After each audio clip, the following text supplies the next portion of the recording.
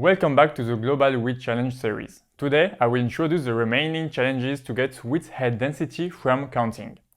When estimating width head density, for example, the number of heads per unit ground area, accurate knowledge of the sample area is critical.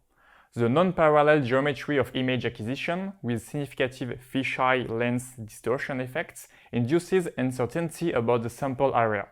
Even for our typical case with limited distortion effects, for an image acquired at 2.5 meters from the top of the canopy, an error of 10 cm in canopy height estimation induces 8% error in the sample area, which directly transfers to the head density measurement. Further, the definition of the reference height at which to compute the sample area is still an open question, because within a population of width planes, the height of the heads can vary by more than 25 cm, which induces at the end a 21% difference in the sample area between the lowest and the highest head. Further work should investigate this important question. Several technologies, such as LiDAR or stereo vision, can help us to solve this issue.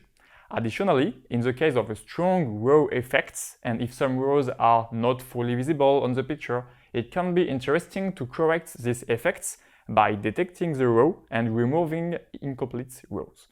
Each of these tasks are relatively easy, but mastering the whole pipeline is critical to get a reliable width head density estimate. In comparison to manual counting, we can get an error between 30 to 70 width heads per square meter at the microplot scale, but less than 30 width heads per square meter when comparing the average of plots for each genotype. Thanks to the Global Width Challenge, we are now fully able to deliver width head density at an industrial scale. What are now the perspectives? Stay tuned for the next talks.